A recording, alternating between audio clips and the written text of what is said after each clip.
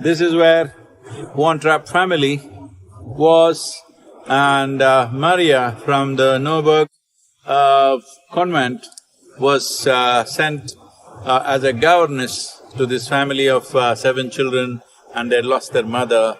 And Von Trapp did not go with Adolf Hitler's Nazi philosophy, and he opposed it, so they had to leave the country.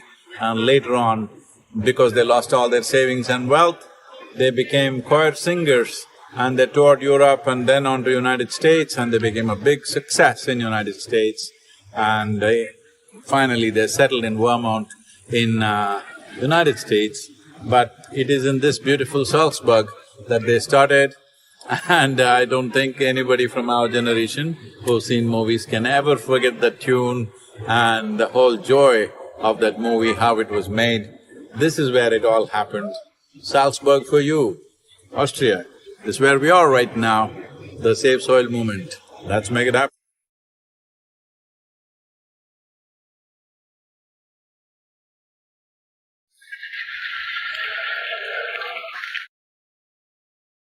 That's okay.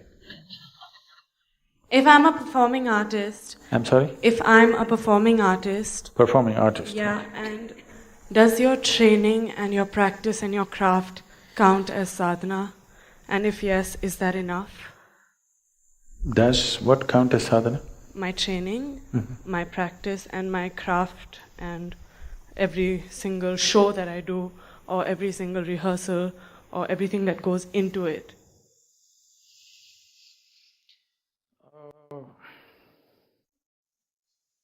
What kind of performing artist? Actor. Okay. So as you said, it's an act. Anything that you do with great involvement does something to you, all right? But there is a difference between doing an inward focused sadhana and an outward sadhana. It's not just for an actor.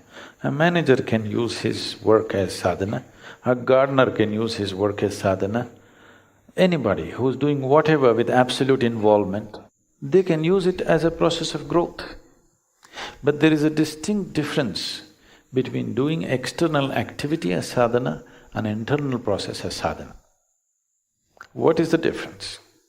External activity as sadhana is useful because you can do it throughout the day. And of course you have to do some activity. Making that also into your process of growth is important. But the reason for internal sadhana, which has nothing to do with the outside, is to create that inner space within you. Because your outside sadhana is subject to results, you can't help it. Suppose in the middle of your act you forgot your dialogue. You can't say, this is my sadhana, I forgot and it's fine, I'll still enjoy and grow. No, you will be demolished on that day, isn't it? So your outside sadhana is subject to a certain level of performance and result and appreciation and monetary returns and everything. But still it can be useful, it can be working for your well-being if you're doing it with absolute involvement. If there is involvement in anything, just your breathing, if you're absolutely involved, this will become your sadhana. You're walking, you're acting, you're anything. Involvement makes every act into a kind of growth, but still creating an inner space is very important because that's not subject to anything outside. Nobody need to clap their hands when you're meditating. Yes, you do your kriya, you're not expecting somebody to appreciate you at the end of it. It is not subject to any external reality, and that's very important. That at least one aspect of your life is like this, it is not subject to anybody's appreciation or approval or whatever, but still you do it with absolute involvement. There are other dimensions to it. Apart from that, for you as a person to do something which has nothing to do with anybody around you is an important act that you have to perform every day. It's very important. So if you do that well, it'll be very easy to make your life's activity into your sadhana. If this inner space is not there, life's activity can slowly catch you up in such a way that for a lot of people, The professions and whatever else they started with great passion, after some time it's killing them. It is. Well, most people on the planet, isn't it? Simply because there is no inner space. So all this I'm not an expert in these things, but I remember this because of something that came my way once. All this in one single sentence was uttered by Krishna. He said, Yogastaha Kuru Karmani. It simply means, first establish yourself within you, then act. Then no action is a problem. You can fight a war, you can act, you can be a priest in the temple, you can cook, you can sweep, it doesn't matter what you do. But first establish yourself and do whatever you want. He's not restricting your action. He's saying, do whatever you want, whatever is needed you do, but first establish yourself within yourself. Otherwise, you're using external activity to make yourself who you are, which will be disastrous. Establish who you are, then act, no problem. But if you're using your activity to make yourself into something, if something comes in your way which doesn't allow you to become that, you will be destroyed. So don't try to be a yogi by teaching yoga. You become a yogi, and then if people are interested, we will teach, otherwise we'll just close our eyes and sit.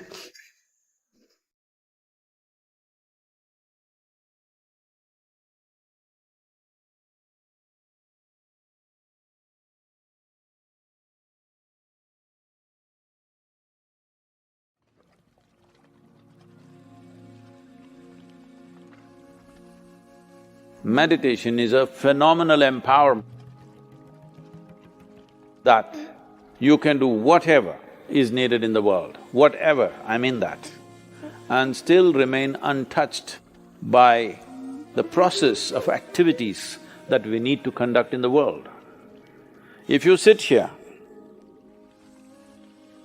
your body is here, your mind is there, who you are is little away. This is the end of suffering. And this is meditativeness.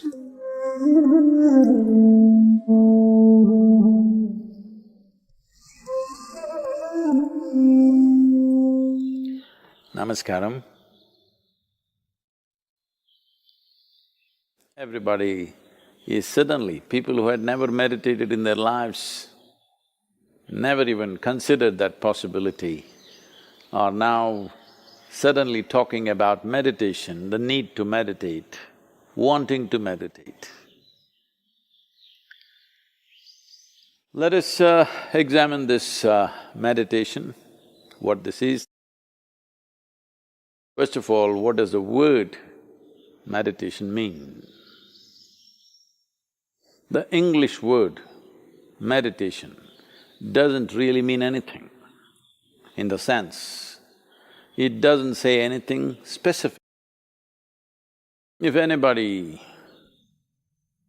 sits normally with their eyes closed, it's assumed they must be meditating. One can sit with their eyes closed and do many things. You can do japa, tapa, dharana, dhyana, samadhi, shunya, samyama. Or you might have just mastered the art of sleeping in vertical postures. So the word meditation in English language doesn't specify anything. Generally we assume, or generally people assume that meditation means dhyana. In Tamil Nadu it's dhyanam, if you go little north it's dhyana, if you go really up north it's dhyan. If you go further up, it becomes chan. If you go a little more east, it becomes zen. Same thing. So, what is this dimension that we are trying to describe with this word meditation? One fundamental thing that we need to understand is, you cannot do meditation, because meditation is a quality. A quality is a consequence of a certain process. You can initiate a process, you can conduct a process. You cannot conduct a quality. Quality is just a consequence. It is like you want flowers in your garden. You don't sit there and do flower meditation. You know what happened to the flower people. If you want flowers in your garden, you don't have to think flowers. You have to think soil, manure, water, sunlight. If you conduct this process of these ingredients properly, flower and fruit is a consequence. But today, the world has become so goal-oriented. Because they're so goal-oriented, they are not interested in the soil, definitely not interested in the manure and all the other things, but they want flowers and fruit. If you want flowers without soil, manure, water and sunlight, well, you will have to settle for plastic flowers. Plastic flowers are very wonderful. Those who think of utility, it serves you in many different ways. It comes with a 5-year guarantee. Flowers are a nuisance. If you keep flowers in your house, you have to look at them at least 5 times in a day, what's happening, are they thriving well or not. But if you keep plastic flowers in your home, 5 years guarantee, unlike your life. So essentially, the dimension and the process that you're referring to as meditation is very life-oriented. When I say life-oriented, today largely you're material-oriented or at the most mind-oriented, maybe emotion-oriented or physical body, which is a material again. Largely life has become like this. People's idea of life is, if someone says, my life, you're supposed to understand they're talking about their job. They're talking about the economic condition in the country or in the world, about their car, maybe about their dog, sometimes about their husbands or wives. It could be anything. But the only thing that's truly life is what is throbbing in this. This is life. The rest are arrangements that we have made, hoping that these arrangements will allow us to enhance our life. Whether it's education, career, relationships, marriage, children, wealth, whatever. All these things one is after only in the hope that it will enhance our life. As you know, most people, instead of enhancing their life, largely get entangled with these accessories. Accessories have become larger than the life process. Well, I think in a very cruel way. The virus is bringing focus on the life. You suddenly understand your expensive home has become a prison. Your expensive car is as good as junk. You can't drive it, at least for some time. So now naturally a whole lot of people are asking all over the world, how to meditate, what should I do? As I said, you cannot meditate, but you can become meditative because it's a quality. If one cultivates their body, mind, emotion and energies to a certain level of maturity, you will be naturally meditative 24 hours of the day.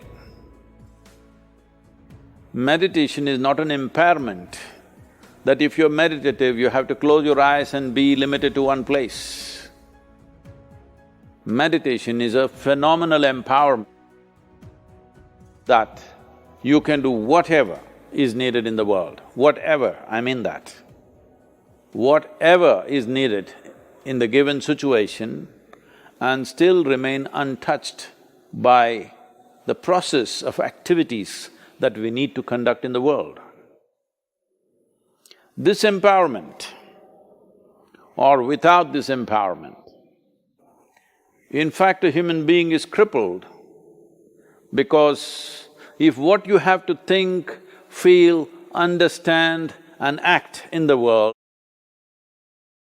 is going to rub off on you in such a big way, naturally you will hesitate to do what is needed. Naturally you will avoid doing things that need to be done.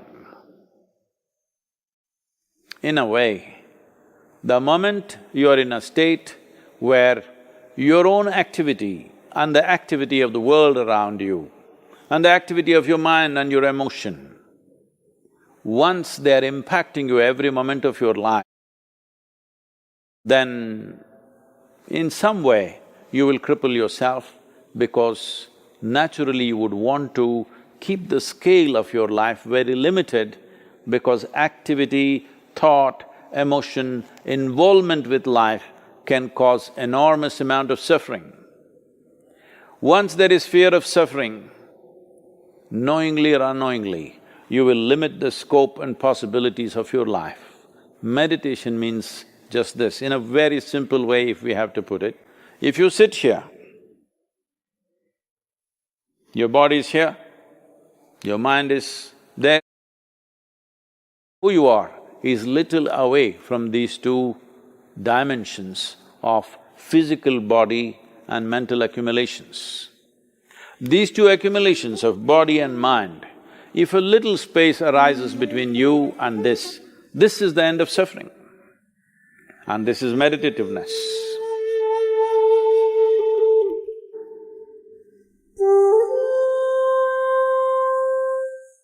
Kriya is an extremely simple process, but a powerful tool.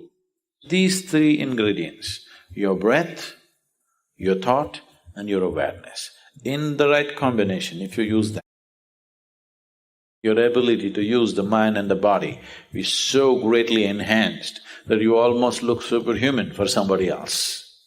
But I'm telling you, this is human. This is not about being superhuman. This is about realizing being human is super.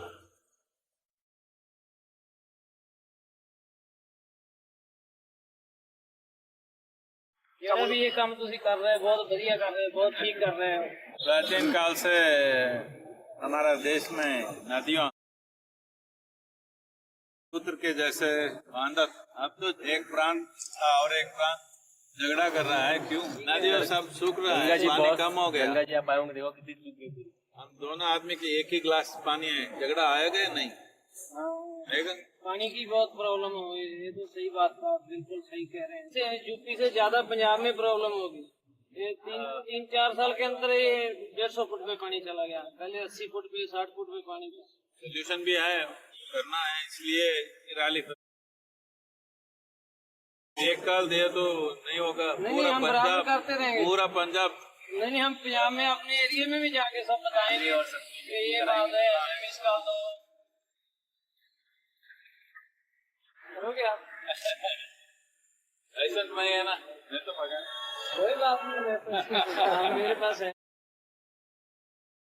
ये क्या है? Automatic हो गए? हाँ, महीने में 2 tip लगा। South India नहीं आए? साउथ इंडिया आएंगे। Religion has an interesting approach, both in the Isha Foundation and in your work, and you promote, let's call it religious universality. In other words, you have a more secular approach. And yet religion in many parts of the world, or in the name of religion, we have conflict and all sorts of negative things happen. What is your message on religious tolerance and coexistence? Tolerating somebody is a horrible thing. You realize that your spouse is just tolerating you. Horrible, isn't it? If they chucked you out, it would be okay. But they tolerated you, this is the worst insult. It happens. Religious tolerance we're talking about, these things won't last if we talk tolerance, because how long can you tolerate somebody? It will become so irritating after some time, you will want to do something terrible to them. And invariably they've been doing always. We must understand this. Essentially, to belong to a certain religion, you must believe something. I will not go into the details of what you believe, but I want you to understand, belief means this. Can I put you through an experiment? Is it okay? This is only an experiment, okay? I'm not talking against anything. How many of you believe in God? Just an experiment, I'm not… Okay? How many of you believe you have two hands? Do you believe you have two hands? Do you know you have two hands? If someone comes and argues with you that you have no two hands, and if their argument becomes too overwhelming, one slap in the face, he knows you got hands.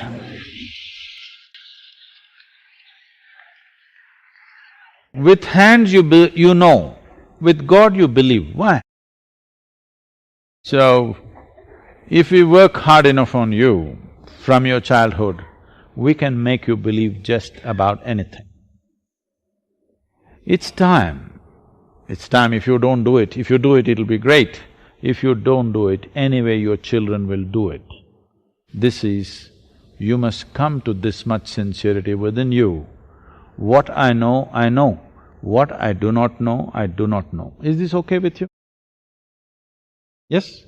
Right now, the condition of human societies are, whatever I do not know, I believe.